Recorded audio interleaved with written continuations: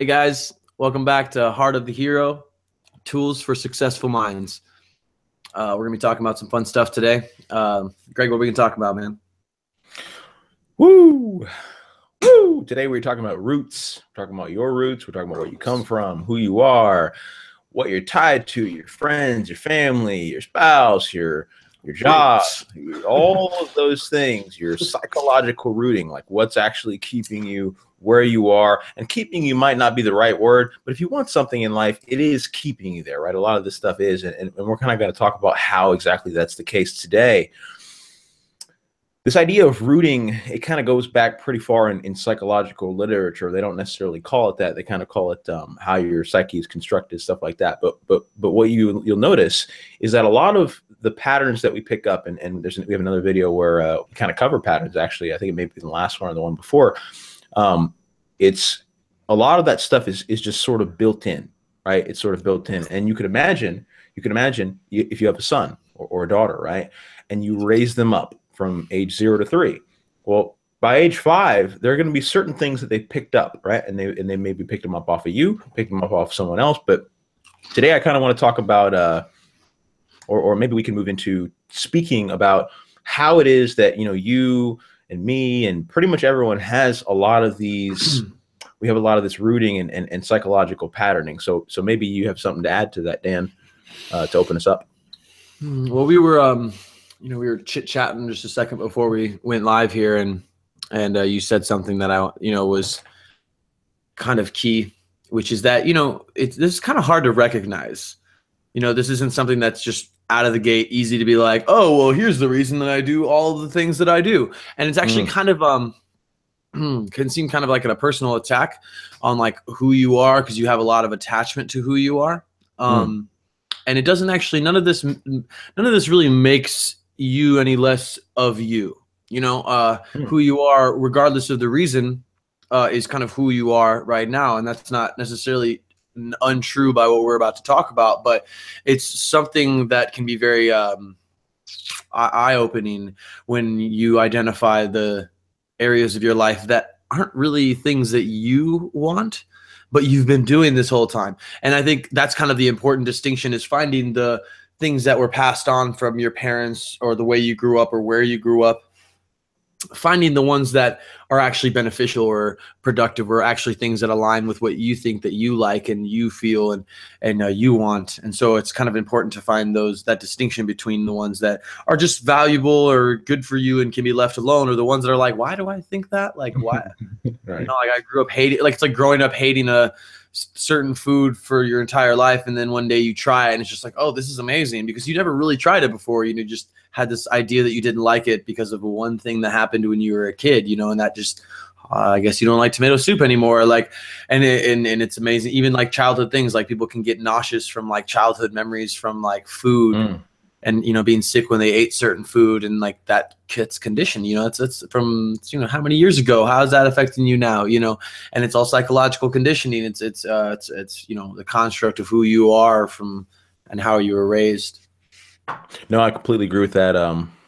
Actually, that's a really good way to sort of open us up, because I think it's something that people can be so close to that it's fairly easy to miss, just because of the fact that you're basically right next to it. Like it almost feels like the things that you believe about the world and the things that you're doing, and your family members, and it feels like those things are you. It feels like they are you as a human being.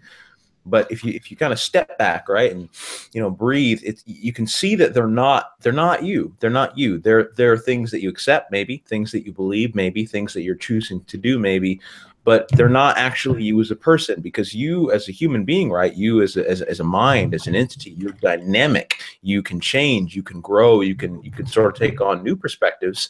And I don't know if you guys ever played with Legos, but it's almost like you could take in each block, right? Each block is a perspective. But when you're born, right, you're given this set, you're given this kit, right? It's this, back in like 90, I think like 97, maybe it was 98, like firefighters were the thing. Like you have a firehouse with Legos, right? Well, you could imagine if your parents or whatever, right, they're buying you this kit, and they give it to you and they say, this is what you use for the rest of your life. And you're like, woo, cool, I got Legos, right? And so you play with it for a while and you're like, great. And then you kind of realize, like, I maybe want to get a Rockstar set or a Adventure set. And there's all these different options. There's all these different possibilities that you could choose, but you're stuck with the firefighter, right? Or whatever it is that you got. So, I mean, and that's an analogy, of course, but it's like your own life follows a very similar pattern, right? You know, you're born into certain belief systems,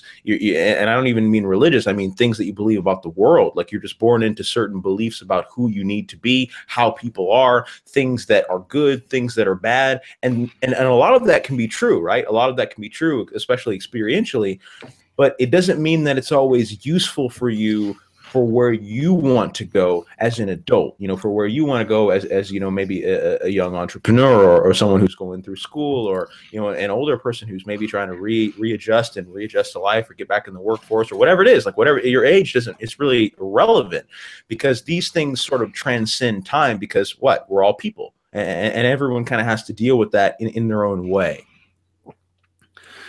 And, you know, and so much about what we take on when, you know, as we grow, it is meant and directed to benefit us. You know, it's or at least intended that way, and hopefully it was intended that way. And maybe I'm speaking to, you know, only the audience that you know, had, you know, maybe good parents, or parents that were, you know, really taught them good values. But, you know, it's if your parents directed you and guided you and always were pushing you in a certain direction, it was most likely out of, you know, concern for your own well-being. You know, it wasn't out of some deceitful intent, like they're twisting their mustache, you know, like they got a vendetta against you. They just, that's the best advice they know based on their experience and their information that they have, you know. And since you don't necessarily want the same things as they do, the information that they have isn't necessarily very, you know, valuable to you. And so it's important to again recognize which of the lessons that you want to take with you, you know, which one, how much of, you know, especially when it comes to restricting. I think you said something about restricting yourself from things. Like, you really want to know if, you know, you're completely writing an entire area of opportunities off just because of something that your parents told you, or, you know, that you know, you heard somebody talk about how this one guy failed at this, and so you've always kind of been just scared and not thought that was a stable career because of one memory. I mean, what do you actually know about that field? What do you actually know about that career path? Like, what do you know about that life choice? Have you actually done it? Have you talked to multiple people? Have you talked to anybody that has done it? You know, we can make assumptions, bold assumptions about the way things that are going to turn out and the way things are because of because of things that we have been taught throughout our lives. And you know, for me, this was a big thing for me, because I kind of always again, loving really close to my family, but I've kind of always saw a kind of gap in thinking. You know, I just, my thinking just never seemed, observationally, like, I just never seemed to fully align. You know, me and my brother are very close, and me and him are probably the closest to aligning that, you know, I'm gonna get. But like, it wasn't necessarily a bad thing. It was just, I was aware of it. You know, that I still love them. We're still close. We never fought or anything. But there was this difference of me, and I noticed it, luckily for me, at a younger age. So I was able to kind of move forward with the preparation and understanding that I might not end up with the same belief system as my family, and it was okay. And for some of you, your family might not react so well, so there can be kind of this fear to get outside of, you know, what, you know, the family deems is okay, or what the family says is the right way to do, you know, do things.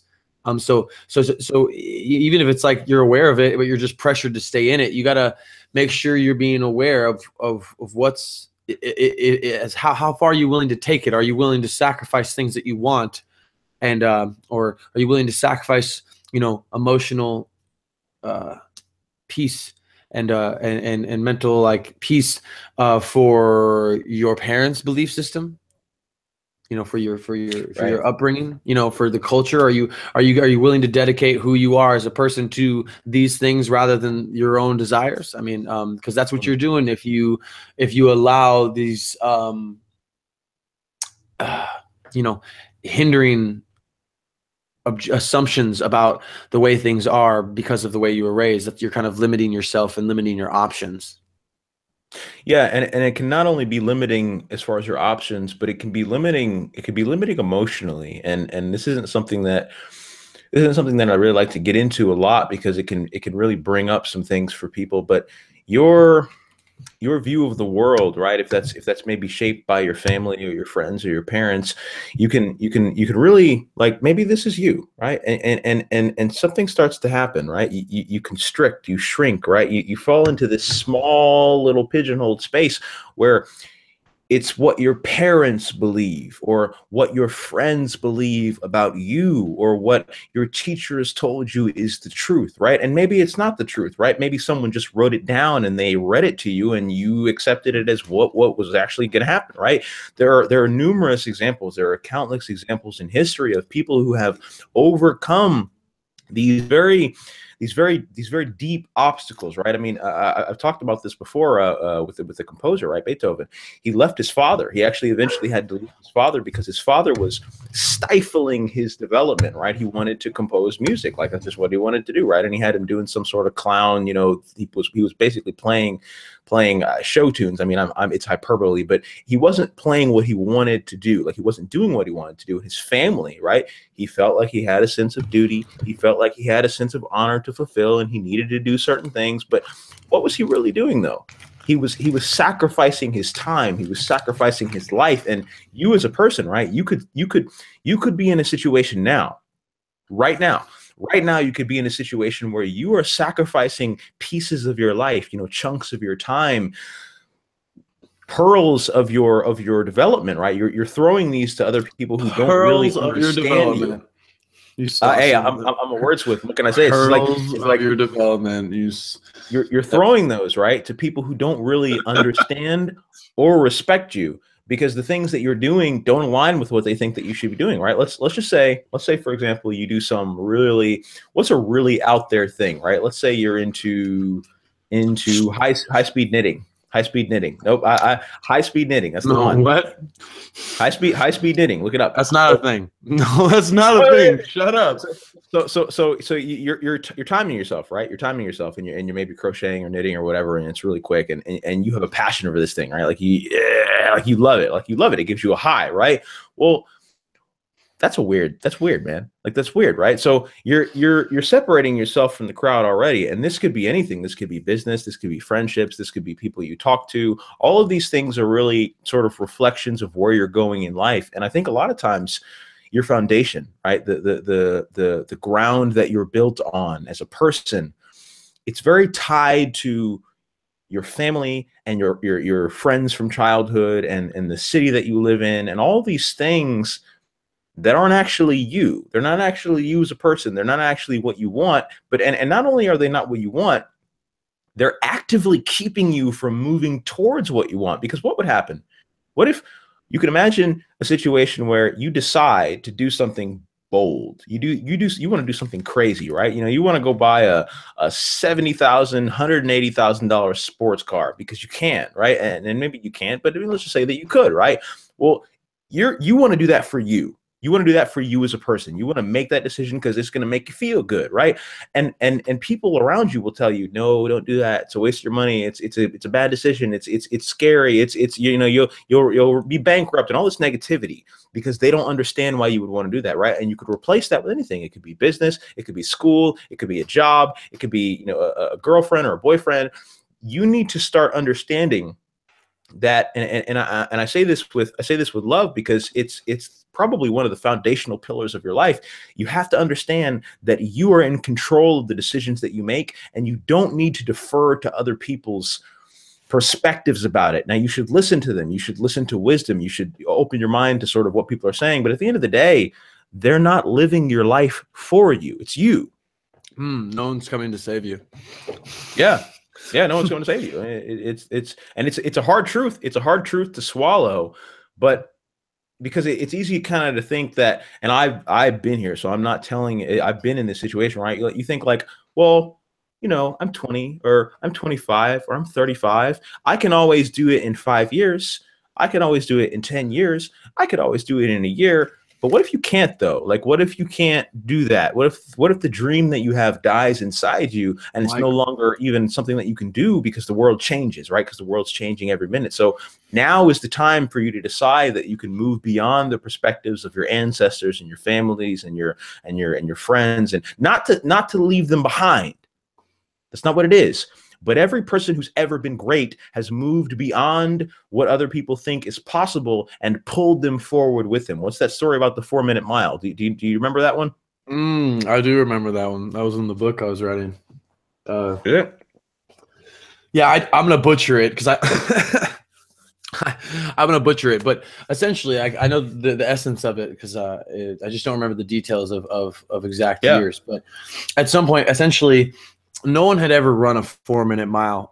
Often, and most popular opinion was that it wasn't possible at this time, and because no one had ever done it, nobody ever seen it done it. People literally thought it wasn't even physically possible. And so there's this guy because I don't actually remember his name, but he decided he was the hero. Right, he's the hero. He decided he was going to do this, and he was gonna do it. So he put his mind out. He's like, I can do this. I can train myself. I know what I have to do. So he started, putting in time, running his laps, increased his time, pulling time off, shorten it up. And then at one point he did it. Okay. And at one point he does it. He runs a 4-minute mile. And people are like mind blown. They did not think that it was even physically possible for that to happen. And the year after he ran the 4-minute mile, 37 other people ran a 4-minute mile, which is insane.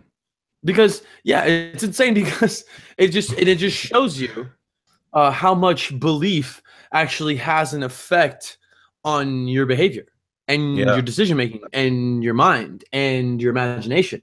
I mean, the more constraints you allow to be to put on your mind, the it's like just basically those are just option limiters. You're taking away options because you don't think it's possible. What does that belief serve you? What is that doing for you? Because I don't know what that belief is doing for you. Because I often ran across negativity in some of the decisions I made just because they had lack of information or lack of faith or lack of whatever it was. And I would get resistance about this. But it was something that you would get this response of negativity where it's like I believe that what I can do is possible for me to do. I believe that whatever I want to do I can achieve as long as I'm willing and aware of the steps necessary. It's not a question of if it doesn't exist to me. It's if I want it. That's probably the only context in which that exists, because really anything else that comes to my mind that I want, I don't think of it as something like, oh man, that's a lot. I don't know if I could. No, I'm just like, yeah, I could do that if I wanted. I could do that if I wanted. But if I had a belief like I have, I don't know, if I had a belief that I shouldn't take risks, like you grew up and your family was relatively traditional and word, represent, but it doesn't, they might teach frugality and lives of sacrifice, and you would be used to that mindset that you shouldn't take risks, you shouldn't go outside the box, and all that does is give you this limiting belief, this conditioning from childhood, from your parents teaching you life lessons that are reflections of what they believe about the world and what they believe the way things should be, not necessarily everybody else's, and most of all not necessarily yours. And so again, to circle back, this is one of those sections I just have to pull from again because there's not that many. Self-awareness, you have to kind of turn inward here and start deciding who you are, and you know, the things that you like, you know, and write down the things that you like, the things that you're good at, the things that you suck at, the negative thoughts that you tell yourself, the positive things that you think about yourself. Make a pros and cons list about you and describe yourself in 500 words. Do all of these things and then read them all, and just, you know, paint a picture of yourself and see who it is you actually are. See what you like about yourself. See the things that you want to get rid of. See the things that you maybe want to change a little bit, keep a little bit here. And what doesn't matter. It's your life. It's who you want to be, because you get to decide. Nothing's actually stopping you from being exactly what you want to be in this exact moment. The only thing that's stopping you is the ability to make the decision to base your decisions in each moment off of what you want, not what necessarily the people before you want. Yeah. No, and maybe you.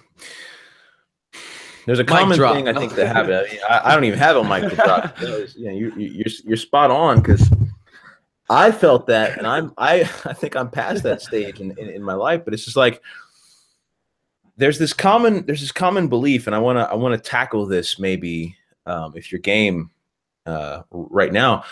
Oh, I'm game. There's this common belief that if you readjust like what you're doing, like if you start to allow yourself to create some separation, and I don't mean pulling away like completely, I just mean, you know, create some space between you and your family's beliefs, or you and your friends' beliefs, or you and your church's beliefs, or you and your society's beliefs. Just create some space. How do you, you know, when you say create space, I know what you're talking about for sure. How would you necessarily describe creating space to somebody who doesn't know much about, you know, some of the listeners might not know what you mean about like mentally creating space? What would that process maybe look like? That's a great question. That's a great question. So when I say creating space, and I'm glad you asked that, if you're listening and that's something that maybe you're not familiar with, what I mean is that let's say that here are the beliefs that other people have.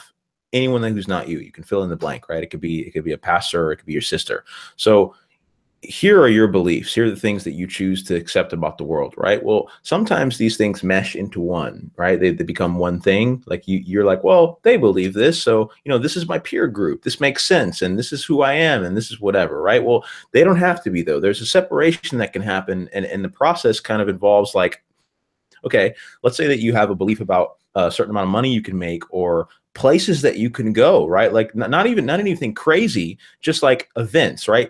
Paintball, this is a random example, right? But maybe you've never done that before, and your family or your friends think, well, that's lowbrow, like you shouldn't play that, right? For whatever reason, right? Well, if you believe that, if you accept that as true, you'll never do that thing, because it's a belief that you've accepted, right? So creating space, right, is you.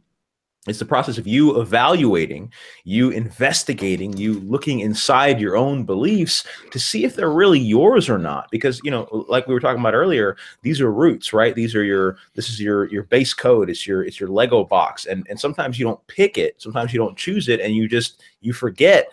You don't remember that the things that are there aren't really things that you chose. They're just things that kind of happen, right? So if creating space is just really the process of you looking back on what it is that you're thinking and believing and acting on, and saying, okay, did I actually pick this? Did I actually critically think about whether or not this matches with my goals or not? And so the more you do that, right, the more you do that, the more a space you create in your own belief systems, which gives you the ability to honestly become your own person. Because it's the difference between having a conversation with someone you're close to, someone you love, someone who matters to you, and them saying something and you say, no, I don't really agree with that, and I respect your belief there, but I that doesn't really resonate with me, right? That's a conversation that you can have, but you can only have that conversation if you decided that what they believe is not what you believe. So to really make it clear and easy to understand, the process of separation is just you reevaluating what you believe to see if it matches with what you want. And so I think a lot of that, you know, to tie it back, there's a lot of fear that comes when individuals, when people, women, men, start to evaluate what it is that's causing them frustration or conformity, right? Like what's really pulling you in the direction of other people that's not aligning with what you want, that's not aligning with your goals, right? And so you start to do this process, you know, it's self-inquiry or meditation or prayer or whatever it is, and you just start to think about what it is that you believe. And maybe you write it down, maybe you don't. But what happens is, as a person, right, what happens is, as an individual, is that you'll start to notice some anomalies. And they're really unusual because you've never seen them before. And the more that you investigate, the more anomalies appear. And you're like, oh, I didn't plan that. I didn't know that I even believed that. Wow, that's interesting. Like, oh wow, I have self-doubt here. I'm not sure about this here. I needed more information here. And so the thing that happens, and this is what you should look out for. So if you've experienced this, I am talking to you. If you have the experience of feeling deep levels of fear, right? It's the wolf around the corner, right? And its teeth are at your door. Like in your mind, you'll feel fear about what those people will think of you. Like you'll be thinking, well, I don't know if I believe this thing. I don't know if I think this is how people should act. I don't know if this aligns with my goals, but what will happen? What will they think of me? What will they say to me? What will they do to me? What could happen if I choose this belief and tell people, right? So it's just this deep, gnawing, low-grade fear. And what it does is it actually keeps you from growing. It keeps you from expanding your own mind and consciousness and belief and perspectives in a way that benefits you. So what you're actually doing, and this is the key part to really internalize, so you could choose to remember this, but what you're really doing is you're actually removing opportunities from your life by staying in that paradigm. Yeah, and I think the problem too that arises is the more, you know, it's not just one thing, you know, it's not just one thing that's affected by this. There's so many areas of your life that are, for lack of a better word, infested with maybe other people's beliefs and opinions about things. And so, you know, it seems like, oh, there's just one thing, you know, well, I'll just do that. Well, no, you know, this, to go back to self-awareness, this is a big self-awareness thing. This is something that you have to dive deep in. You know, you mentioned meditation, and you know, there was a time where I was more diligent with my meditation. I'm not as in need of it now as I'd say, because meditation is more just kind of a tool. You know, people make it seem so hokey and so complicated and so spiritual. And, you know, I don't know if I'll go make a stand against any of those theories as much as I'll say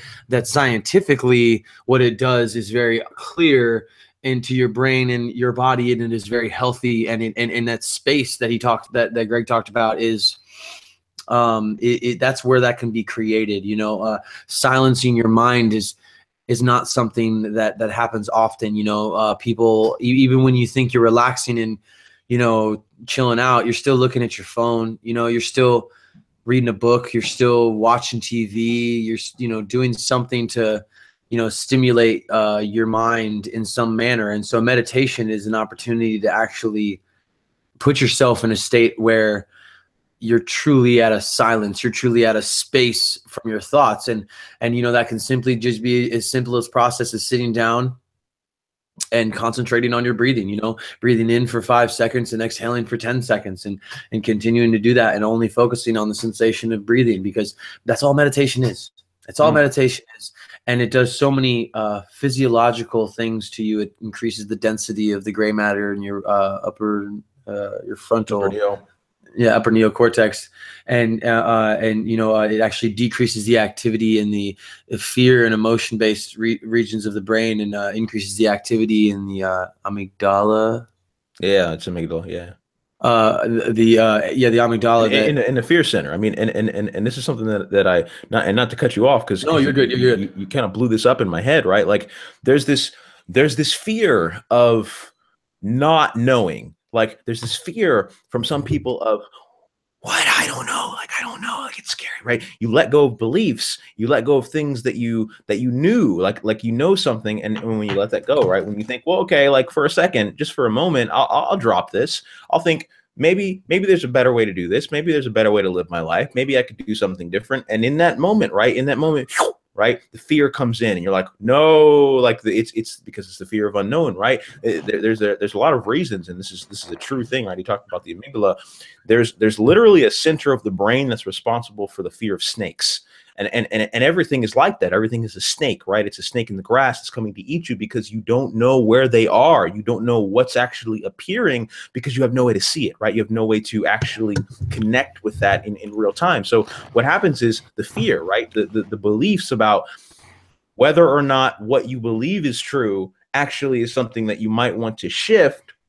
It causes deep levels of fear because you don't know what's going to replace it. Like, well, what if I become this? Or what if I end up being this kind of weird person? Or what if this comes in? Or what if I do this? Or what if I make a mistake? What if I take a risk and I fail and I lose money, or I lose my house, or my friends don't talk to me anymore? All these fearful reasons, right?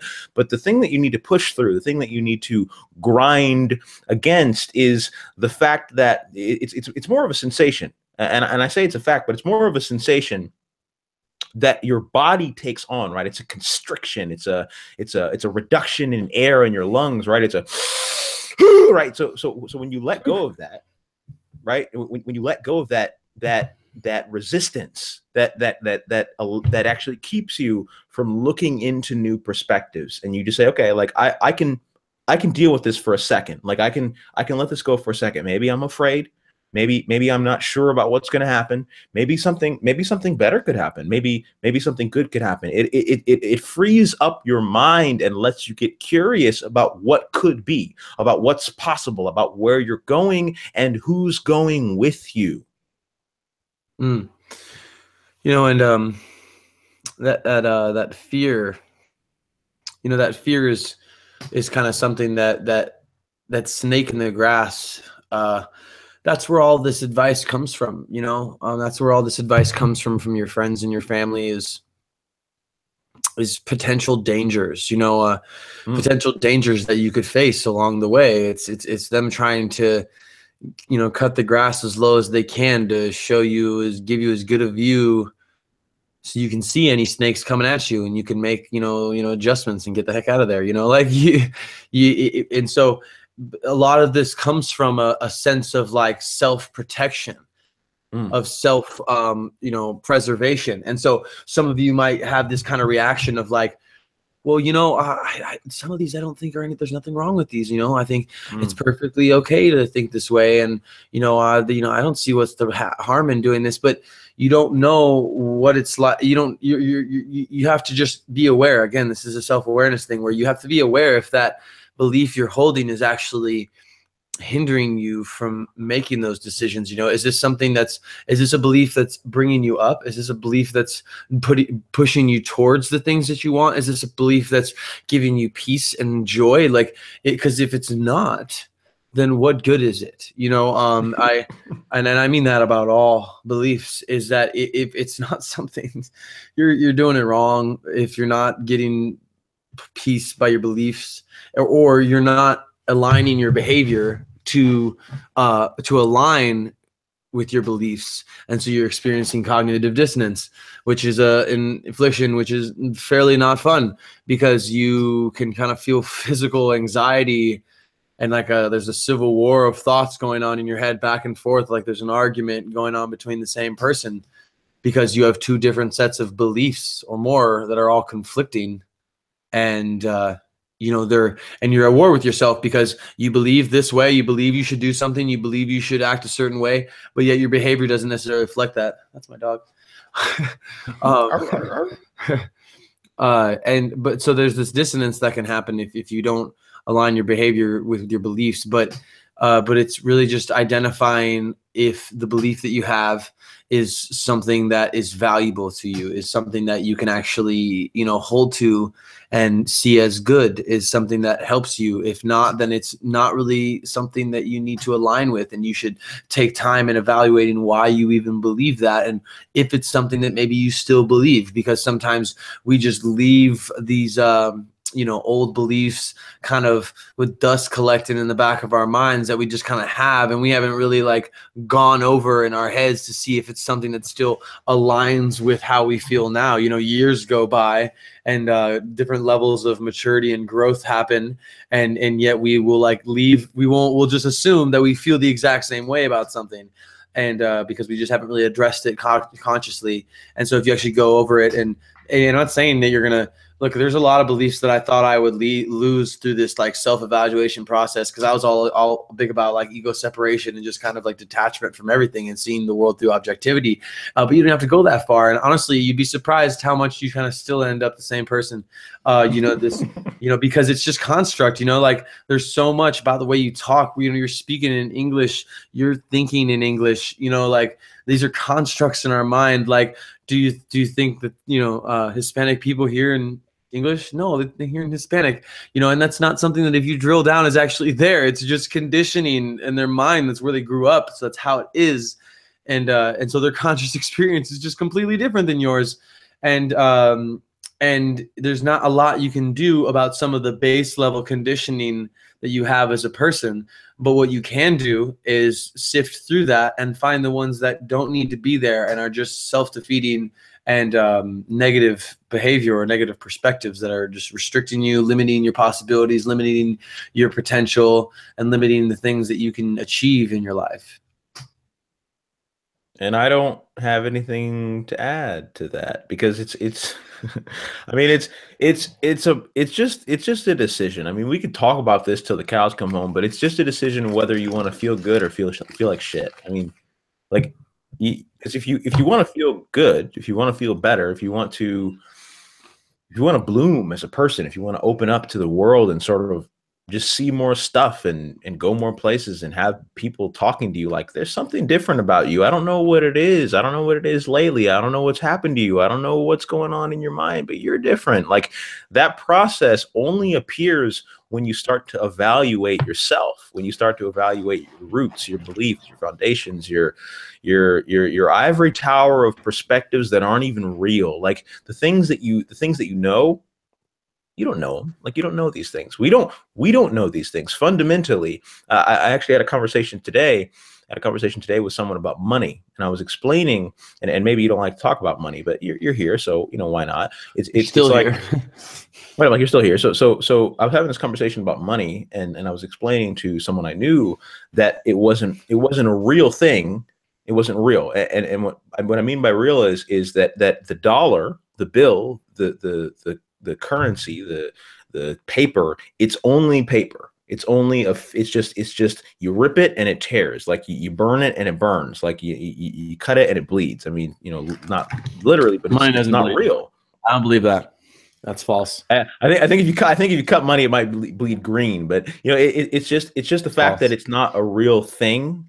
And so crazy. We have a belief, we have a perspective that this item is worth something. This item matters. This item is going to do stuff. And it's true, right? Because you can use it in society, all that stuff. But if you took it out into the wild, right? If you ran this out to someone who'd never seen the light of civilization, so to speak, they're not going to know what it is. They're going to probably go to the bathroom. Like, that's probably what they're going to do. And it's toilet paper, like straight up. Because how would they know? How would they know what that is? They're not immersed in that framework. They're not immersed in that construct, in that society. They don't have those beliefs, right? So a lot of times we get caught up, and sometimes a person might, maybe you've been in this situation where you've woken up, you've realized that some of the beliefs that maybe your family has, right? Maybe you live in a very Christian home, or not Christian, or any religion, right? Or you believe certain things about certain races, or how you spend money, or all these different things, right? Your family's beliefs, your friends' beliefs, at some point they may not align with yours so much anymore, and you recognize, okay, they're people, they're fallible. I can believe this thing. I can choose this thing. I can see this reality, and they're free to do that, but it's not right. It's not what it is. It's not what's true. Well, why would that stop there? Why would that stop with that one thing? It doesn't. It goes through every single thing that you believe, because that's how people work. You choose what you're actually going to believe to be true based on information, based on experience, but it's still a decision, right? So a lot of that fear and a lot of that, maybe anxiety that you feel about looking into this stuff, and you may not feel it at all, right? You may be totally open, but if you have some reservations, maybe let those go, because it gives you new opportunities in life. You must learn to let go. No, it's let go, true. you must. It's true. I mean, there's letting go can be difficult. There's going to be splash effects. Your family's going to kind of resent you in a small sense. They're going to question your judgment. They're going to wonder if you're okay. They're going to worry about you. And all that's fine, because it doesn't actually make a difference. Eventually that goes away and everything starts to go back to normal, because they realize in small effect that the way you live your life, and it doesn't really have an effect on theirs, other than maybe they're going to worry about you, and you're just going to have to deal with that, because that's the price of not living according to the way your parents want you to live. I'm sorry. Welcome to being an adult. That's why they, that's why you see those cliche moments in TV shows and movies where, the 40 or 50-year-old protagonist has their parents living in the house, and they're older, and they're always nagging, that kind of nagging grandparent. It's because it's like because even at that age, you don't necessarily live the way that they wanted you to live, or they want you to live, so they still complain and give you advice and nag at you to live a certain way, even though you're an adult, and they're still living the way that you want to live. So it's kind of like this fear of what's going to happen is if their family's not going to love them suddenly because they don't have the same ideals as them. And I think that family is stronger than that, and that even in very extreme cases that I've heard of in stories that from friends and family of kind of just differences in belief completely, like you said, Christian, like I've had friends that have completely gone from being a, born and raised Christian to, completely atheist, and their family kind of had to just adjust to that. And guess what? They still love them. They still see their grandkids. That still happens. It's not something that completely shatters, and it might for some time. Maybe they don't know what to say because they just are so like worried or scared or hurt or whatever, and you need some time to mend that relationship. But it's worth it to be able to live the way that you want to live, and that's important. It's important for yourself. It's your own mental health, your own emotional health, because the more you start to align yourself, and I know this from experience and information and study, that the more you align yourself with the things that you want, and it might sound selfish, but man, that can include other people. The things you want for other people, the things that you want, the relationships you want, the type of job you want, the type of lifestyle you want, the type of girlfriend or boyfriend you want, the type of everything that you want, the type of relationship you want to have with your kids, the type of house you want to live in. You get to decide, and everything has a price tag on it with a list of things that you got to do. And there's nothing else. Doesn't matter how your beliefs coincide with that list. That list is still that list. That is what was required. So you're looking at the requirements of what you want and saying, I can't do that because of old beliefs or ideas about what is good and bad or right and wrong or safe or risky. I got a question.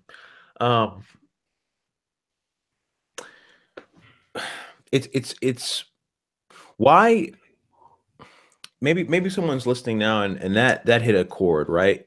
But why is it that we have this belief that so much of what we think we are is determining, and maybe it's not even a belief. I mean, it's kind of true, but why is it that so much of what you believe that you are and what you believe that you can do actually determines where you can go? Like are there some reasons that maybe might open up some new possibilities for a listener or a person who's thought about this before, but maybe not in some of the ways that they could think about it? Is there anything that you could maybe reveal? The only thing I have to add is a metaphor. It'd be like it's like okay, it's like a circus game. Okay, it's like Have you ever gone up to played one of those games, you know, where you have a ball or a bag or something, and there's a, you know, there's a whole little like clown hole in front of you, and they're, you know, the bozo games, you know, and you have to like throw them in the buck, you know, in the tubes, and you get points and you get tickets based on how far you like can, you know, throw, because the first one's worth like 5 tickets, the next tube's like 10, the next 20, 30, 100, 150, 1,000, you know, you got all these big prize tickets towards the hard, you know, harder to hit, you know, areas, and the, you know, shorter ones up close. So imagine with me for a second, if you're standing in front of this game, and you know, you pay your fees, you get your bags, and you got like 5 or 6 bags that you get to throw, and however many you get is however, you know, determines the prize that you get. And so say you go up to that with the belief that you're not, with limited confidence, and, you know, with confidence issues, low self-esteem, negative thoughts, self-doubt. I can't do this. Well, my parents, what will my parents think of this? Should I really try to do this? My parents say this is too risky. Well, okay, so you look out and you say, okay, well, I should only go for these first 2. So you shoot and you get it, and of course you get the 5 one. That's really close. And then, oh, hey, will you even get the 10 one? You know, and you know, when you have this limiting belief and this limiting perspective, what it does to you in the moment is it just completely eliminates all those other big ticket items, you know, high prize items, high reward items, high return items, or targets. It eliminates all of them as options, because you walked up with low confidence and low self-esteem and self-doubt and limiting beliefs about what you can achieve. So you're like, I don't know if I can hit the ones out there, so I'm just gonna aim real close here.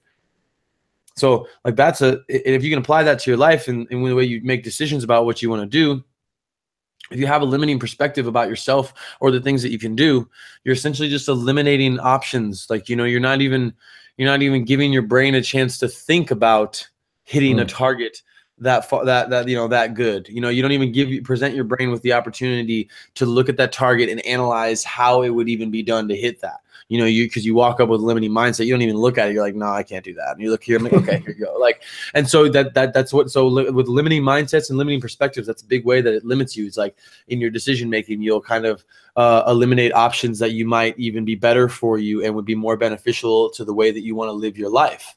You know, you don't even look at them because you don't even get. You know, you're too doubtful to believe that you can hit a target so high. You know, man. So I kind of want to condense this. This is a lot maybe for someone who's not thought about this before, and if you've thought about this before, it already resonates with you, because it's something that you've considered in a way that's like, you just may not have been ready to pull the trigger. You may not have been ready to take action on it. You may not have been ready to truly believe something different, right? You know, to truly open yourself up to what's possible for you as a person. Like, your roads are many. And so I think with the people who maybe are kind of scooching along, trying to keep up or trying to open their minds to this. Is that a technical term?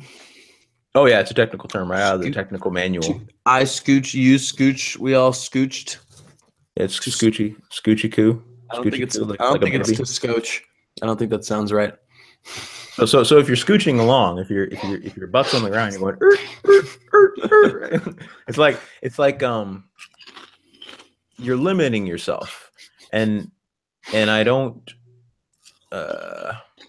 Yeah, you're just limiting yourself, and you could not do that, right? You could be one of the people who didn't do that. But I think a lot of times we get caught up in our own patterns, in our own, you know, ruts, and it can be hard for you to switch lanes because you don't know what's in the other lane. And yours has worked so well for you that it's like, why would I consider that, right? But if anything that we've said maybe has struck a chord, right, and if it has, do remember it. Just start to remember like the stuff that actually mattered, because the things that people say to you, and maybe we'll do a video on this sometime, but things that people say to you, they don't matter to you because they inherently matter. They matter to you because something in you resonates with what they're saying. Something in you is like, yeah, like I get that. Like I agree with that. like I could do that, right? Well, so you already knew this. You already were aware of this on some level.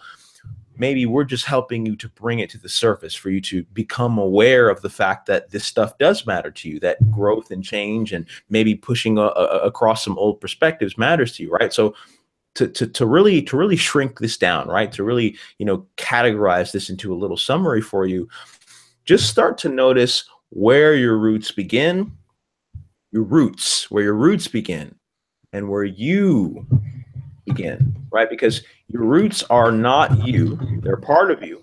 They may dictate sort of who you've been in the past, but the past is over. You're here now, right? You exist right now, and the future is yours. You can do whatever you want. You can go wherever you want. You could be whoever you choose to be. So if you start to notice where your roots are, and maybe you do some pruning, maybe you make some changes, maybe you cut some people out, or not even that extreme, right? Maybe you just say, okay, I'm asserting myself and I'm choosing to accept that I believe these things and I want to do these things and I want to take this action. Well, that's going to open some doors for you in ways that you probably can't see right now because you're tied to the roots, right? You're constrained, and maybe that's opening up for you. You got anything to add, man? Maybe in closing up shop here that could tie that up in a bow form. I mean, just be honest with yourself. I mean, you know what you want, what you believe, what you like and you don't like, and nobody's reading what you're writing here. And I'd say write it down. I'd always encourage people to write things down and document them so that they can see them and read over them and be reminded of the things that they've written down.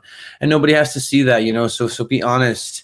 It doesn't have to mean anything. It can mean something really good for you if you find the right set of words, and so be honest with yourself when you're going through this self-awareness process, and be aware of the limiting beliefs that might affect you negatively, and the ones that maybe you don't even need to worry about because they're doing you just fine. No, that's great, man. That's great. So stay tuned because we're putting these videos out like gangbusters. Woo! And that's showing probably my age saying that, but really it's like if you get value from this stuff, right? If this wakes something up in you and helps you to push towards the direction that you want to go, don't do the share thing, do the like thing. Don't do any of that stuff.